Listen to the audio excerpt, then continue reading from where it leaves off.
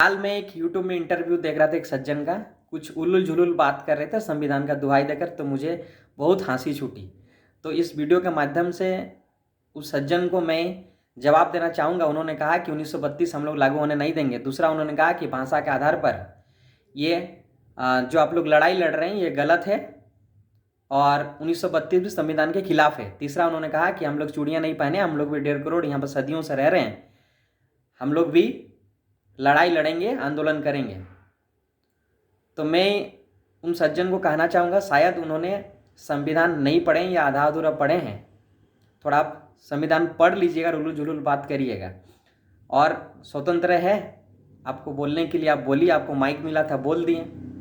मेरा जवाब सुनिएगा कि शायद आप संविधान नहीं पढ़े हैं तो थोड़ा सुन लीजिए, संविधान के ज्ञान थोड़ा दे रहा हूँ आपको।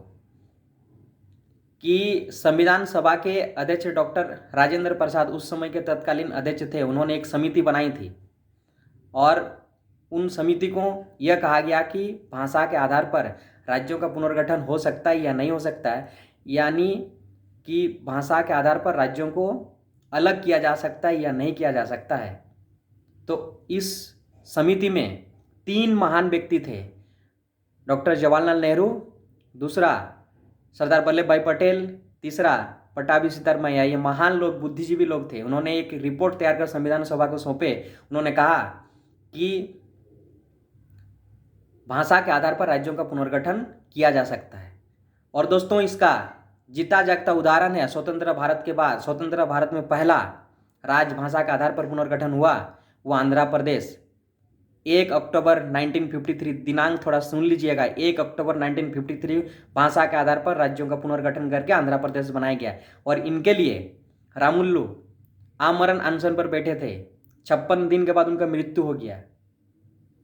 और थोड़ा और एक करेक्ट कर लीजिएगा दिनांक, 1 मई 1960 को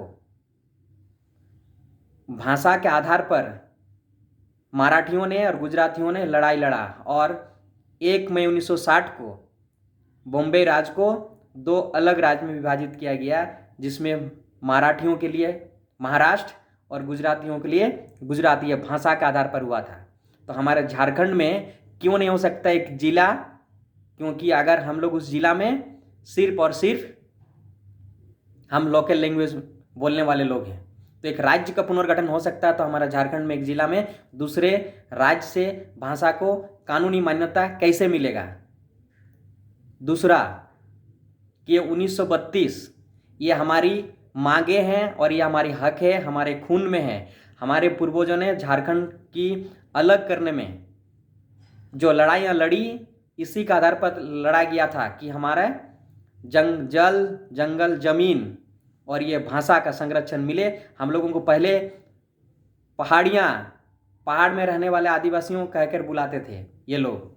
याद करिए दोस्तों वो दिन जो हमारे झारखंड के लोग ने कितना लड़ाई लड़ा, कितना खूने बहाए, कितने जेल किए हैं, कितना सेक्रीफाइसें किए हैं, तब जाकर ये झारखंड मिला है। लड़ के मिला झारखंड।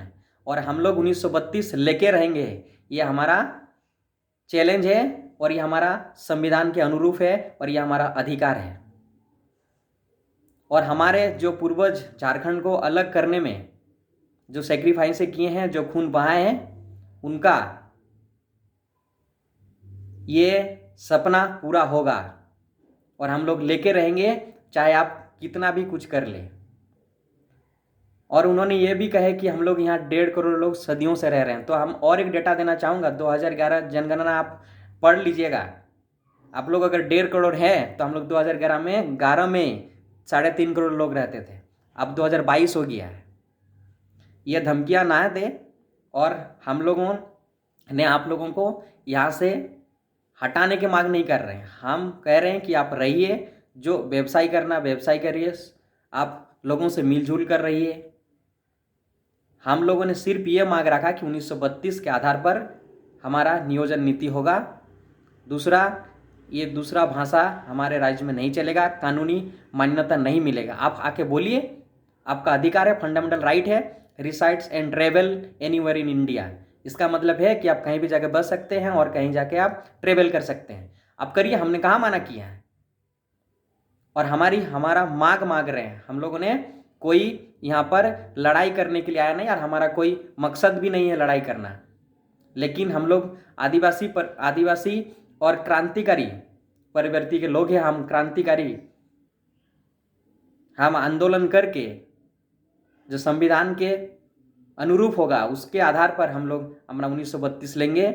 और मैं सभी युवाओं से भी आग्रह करना चाहूँगा और आह्वान भी करना चाहूँगा कि दोस्तों ये समय है इस बदलाव की। 1932 की मांग उठ चुकी है पूरे झारखंड में।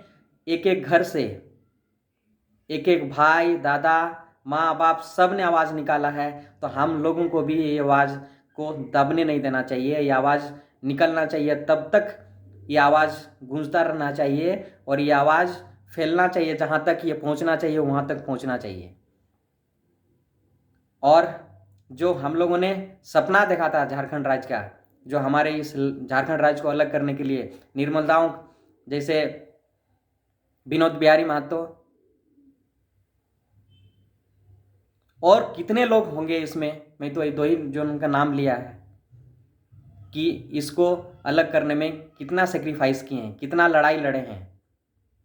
तो आज अगर आप लोग जागे नहीं हैं तो जाग जाइए अभी भी, और अपनी ये जो षड्यंत्र के तहत जो हम लोग गलत तरीके से ये भाषा का सौंपा जा रहा है, 1932 लागू होने नहीं देंगे, ये धमकियाँ जो दे रहे हैं, ये हम लोग धमकियाँ नहीं लेंगे।